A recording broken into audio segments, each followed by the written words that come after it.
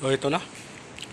Tapos ko ng tapos ko nang naikabit. Okay na siya. Goods na goods na. Sunod yung plato ng top box. Okay na.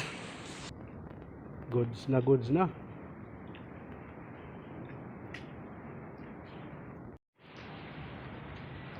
Ito pala yung top box na gagamitin ko. Ito siya guys. 45 liters. PPP box. Tapos ito siya. Crepe tonight. Kasi matibay daw to eh. Itong top box na to eh. Ito daw yung plastic lang siya pero matibay. Okay, mamaya walang cameraman kasi. Ito na, tapos na yung niya. Pinakapatungan niya ng top box. Kaya ewan ko kung baka tabingi kasi ito eh. Hindi naman yata tabingi, parang diretso lang. Diretso lang to.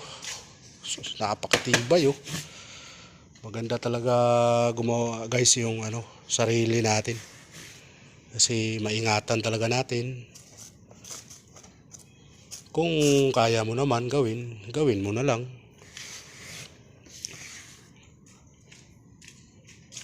Pero pag hindi mo kaya, siyempre dalhin mo na sa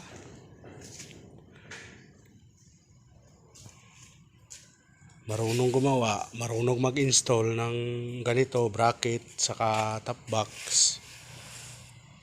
Pero ako sa akin, basic lang kasi ito eh. Mga ganitong bagay. Okay, tapos na. Naikabit ng lahat. Okay na. 45 liters. Plastic lang siya pero matibay ito. SEC Moto Supply.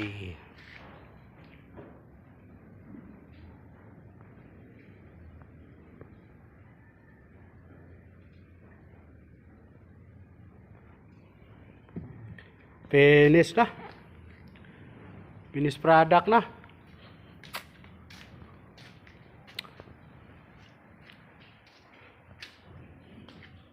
At tapos din. Tibay pa ng niya oh. Bracket. Natapos din. Pwede na sa long ride. May lagayan ka na ng mga gamit. Halimbawa damit, kung ano pa. Mga pagkain. Pwede na to. Pwede na to sa laban sa long ride. Di na siya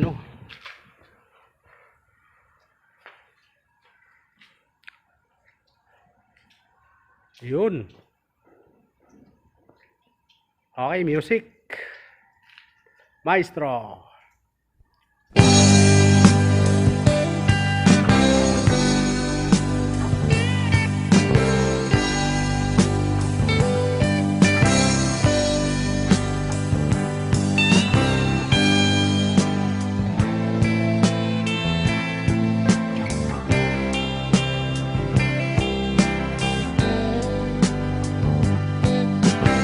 Kuya, 22 anyos na ako.